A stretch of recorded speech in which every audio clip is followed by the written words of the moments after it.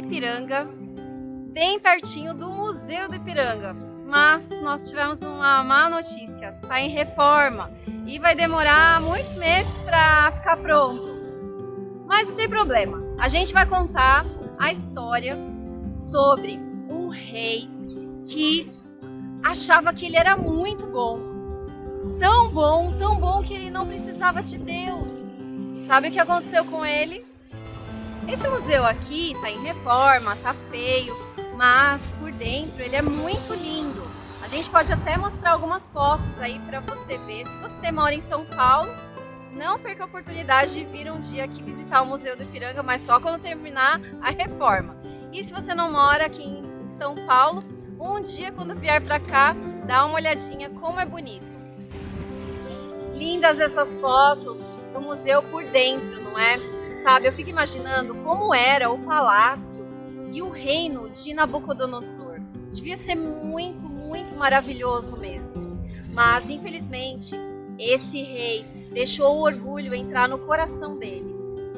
Essa semana, como toda vez, eu e o Paulo ficamos pensando o que a gente poderia usar para contar a historinha. E olha só o que nós encontramos aqui.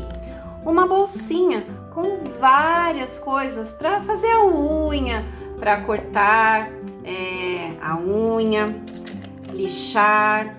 E é com isso daqui que a gente vai contar a historinha de hoje. A história de hoje é a continuação do livro de Daniel. E hoje, Nabucodonosor, o poderoso rei da Babilônia, teve um sonho. E quando ele acordou daquele sonho, ele estava alarmado, a Bíblia diz. Ele queria que alguém ajudasse a interpretar o que ele tinha sonhado. Então, ele chamou os magos, os encantadores, os astrólogos, e ele queria que aquelas pessoas interpretassem o sonho dele, mas nenhum deles conseguiu. Então, chamaram uma pessoa muito especial, chamaram Daniel. Daniel era diferente daqueles homens.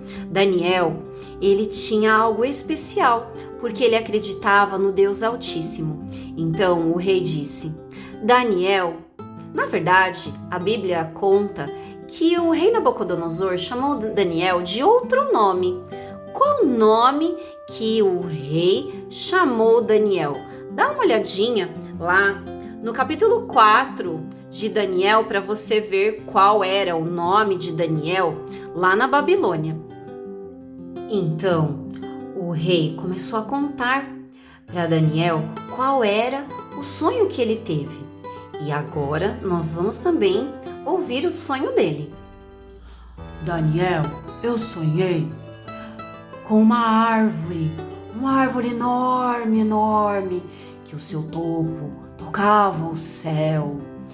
E essa árvore tinha frutos e folhas, e essa árvore alimentava todas as nações, e os animais estavam em volta dessa árvore. Mas essa árvore foi arrancada, foi cortada e não sobrou.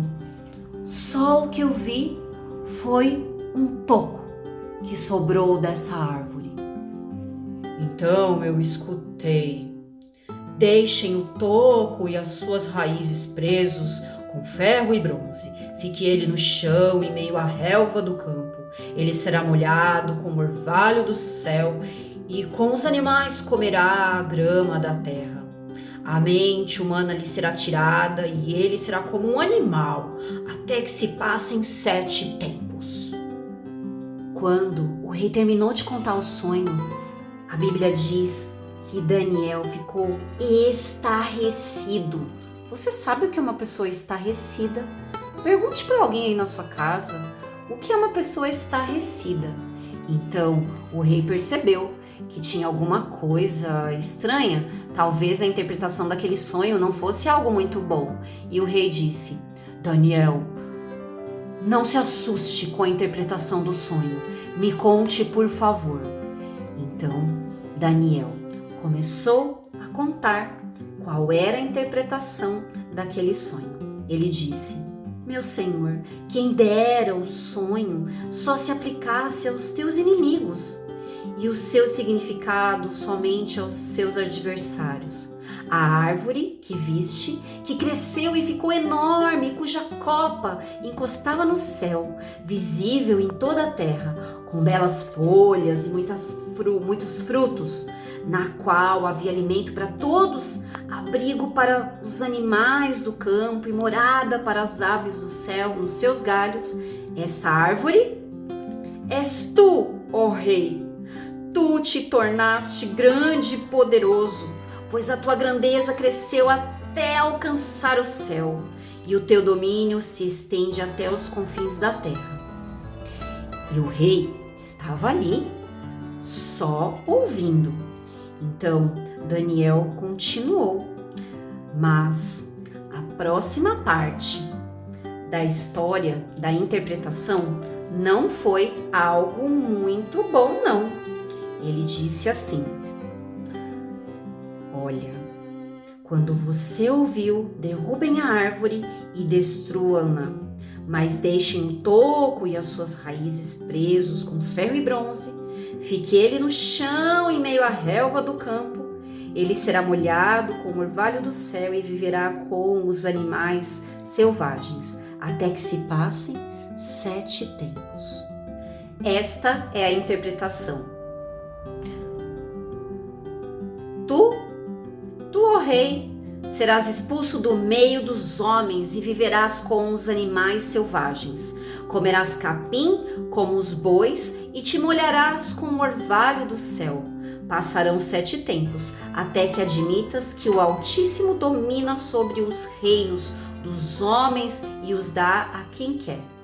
A ordem para deixar o toco da árvore com as raízes significa que o teu reino te será devolvido quando reconheceres que os céus dominam. Portanto, ó rei, aceita o meu conselho. Nesta hora, Daniel deu um conselho muito importante para o rei Nabucodonosor. Sabe o que ele disse? Renuncia aos teus pecados e à tua maldade, pratica a justiça e tem compaixão dos necessitados. Talvez, então, continues a viver em paz. E então, Daniel foi embora e 12 meses se passaram. Depois desses 12 meses, um dia a Bíblia conta que o rei Nabucodonosor estava andando no terraço do palácio real. Imagino que o reino dele devia ser muito lindo. E sabe o que ele disse? Acaso não é esta a grande Babilônia que eu construí como capital do meu reino, com o meu enorme poder e para a glória da minha majestade? A Bíblia conta que quando ele estava se vangloriando naquele terraço, a profecia se cumpriu. Ele foi expulso do reino e ele começou a viver como os animais. Então, aquela sentença realmente se cumpriu, exatamente como Daniel tinha falado, por meio de Deus. Ele foi expulso e começou a viver entre os animais selvagens.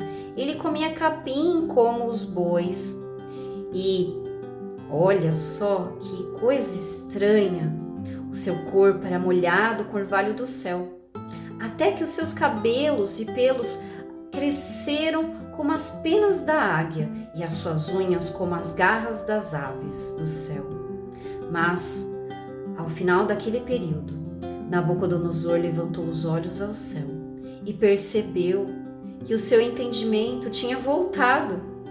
Então a Bíblia conta que ele disse: então louvei o Altíssimo, honrei e glorifiquei aquele que vive para sempre.